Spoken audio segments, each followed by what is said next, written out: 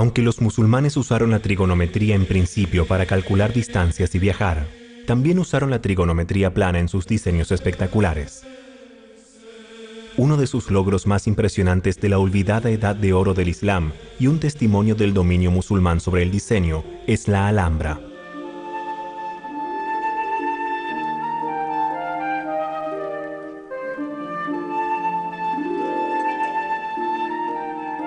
Se lo denominó utopía, y toda su grandeza causa interés y asombro en el hombre, aún en nuestros días.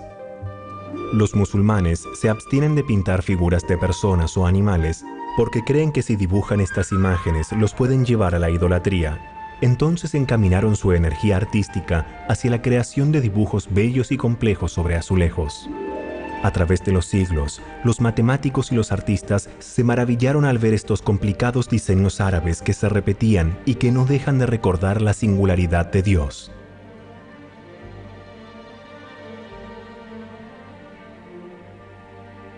Para hacer que cada azulejo concuerde con la compleja imagen y para ejecutar ese complejo diseño, se necesita tener un buen conocimiento de la geometría y de las leyes de la trigonometría. Construida entre los siglos XIII y XIV, la Alhambra conjuga de forma perfecta la matemática y el arte, un eterno testimonio del poder y de la belleza del Islam. Pero los logros matemáticos más grandes del Islam también llegaron muy lejos. No menos importante, el cultivo de la trigonometría esférica.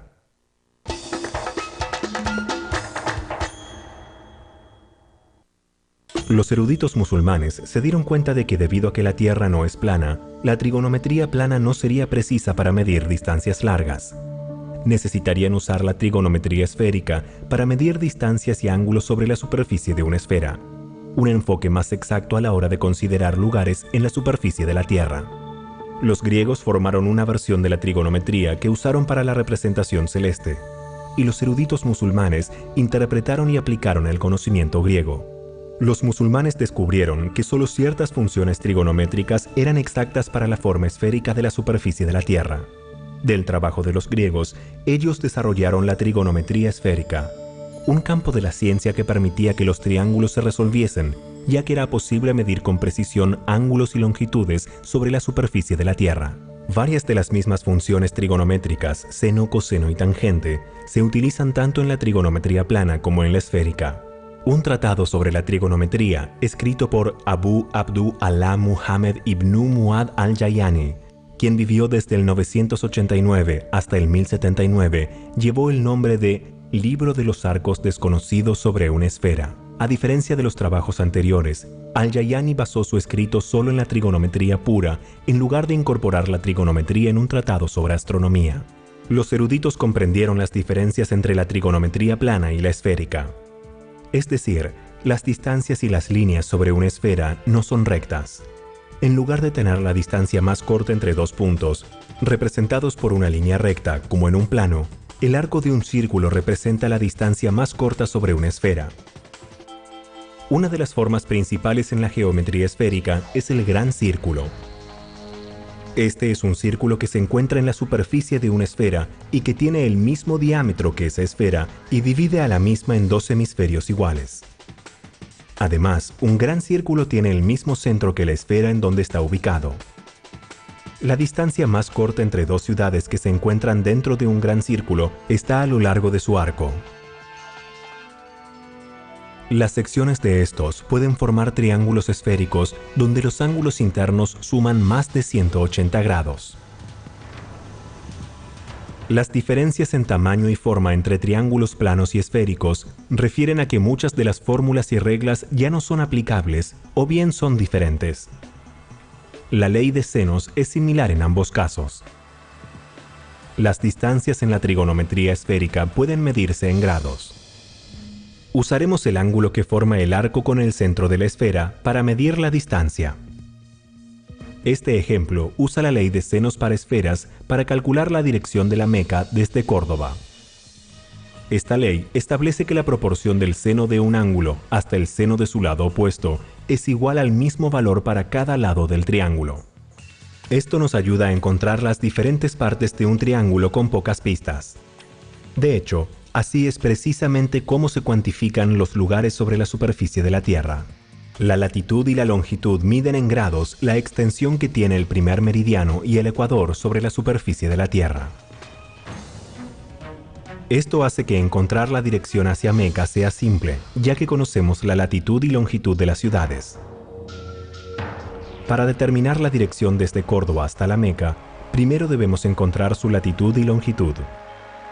Córdoba se encuentra a 5 grados hacia el oeste y a 38 grados hacia el norte, coordenadas dadas en relación al ecuador para la latitud y al primer meridiano para la longitud. Además, la Meca se encuentra a 39 grados hacia el este y a 21 grados hacia el norte. El próximo paso es hacer un diagrama del triángulo esférico formado por las ciudades y el polo norte. Es importante rotular los ángulos y los lados. Ahora bien, es posible determinar las partes conocidas y desconocidas del triángulo. Las latitudes de las ciudades nos dan B y C. Como la latitud se mide en grados desde el ecuador, rastrearemos las latitudes de cada ciudad desde los 90 grados para encontrar la distancia angular hasta el polo norte. Entonces B es 90 menos 21 o 69 y C es 90 menos 38 o 52. El ángulo del polo norte A es igual a la diferencia en longitud entre las ciudades. Como las dos ciudades están a ambos lados del primer meridiano, agregaremos las longitudes para obtener el valor total del ángulo. 5 grados más 39 grados es igual a 44 grados. Sin embargo, para usar la ley de senos es necesario conocer un ángulo que se vincule con su opuesto. Conocemos dos lados y un ángulo, pero ninguno se vincula. El lado más sencillo de encontrar es A, la distancia entre las dos ciudades. Convertiremos la distancia calculada desde Córdoba hasta la Meca de 4.611 kilómetros a una distancia angular. Primero, convertiremos 4.611 kilómetros a una fracción de la circunferencia de la Tierra.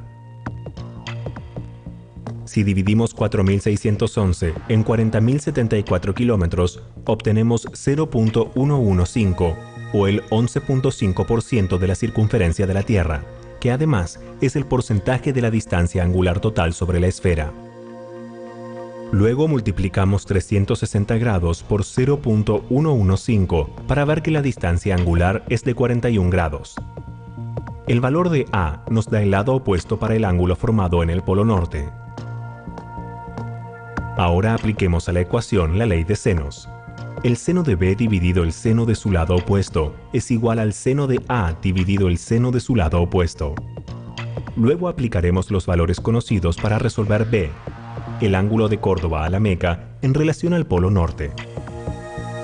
Evaluaremos todos los senos, luego usaremos la función inversa del seno para encontrar B, un ángulo de casi 79 grados.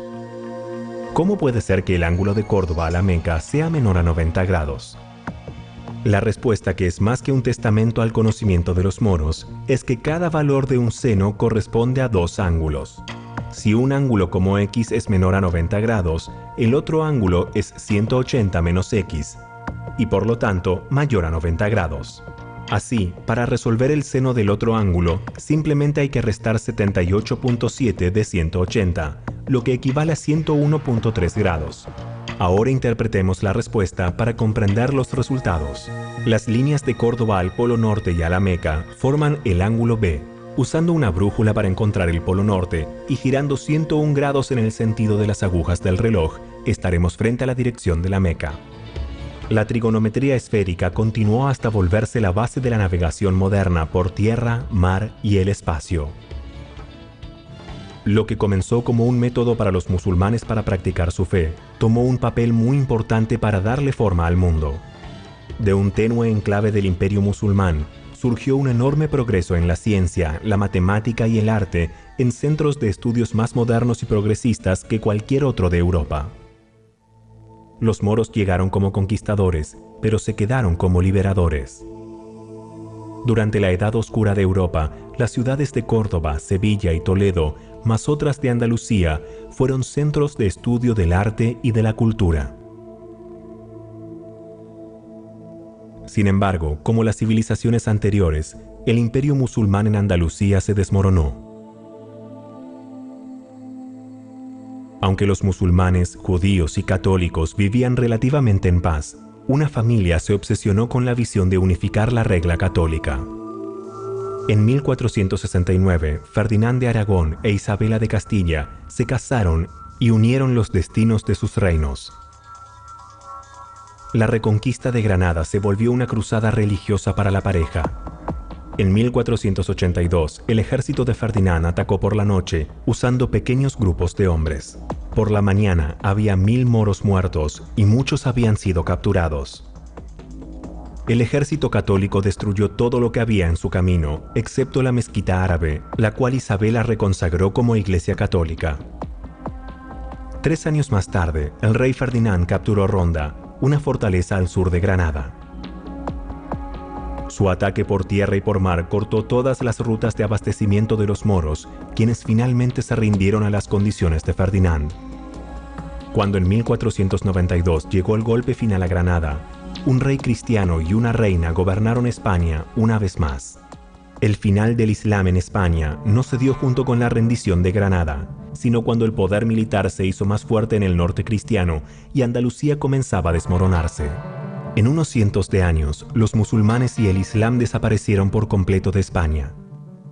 Pero el conocimiento que los musulmanes acumularon, preservaron y compartieron, los llevó a moverse por Europa, generando nuevos pensamientos y alimentando una edad de oro de exploración. Los moros habían transformado su mundo y dejaron las bases del nuestro, simplemente resolviendo los problemas prácticos con la matemática. Han recibido toda la información. Ahora les toca discutirla.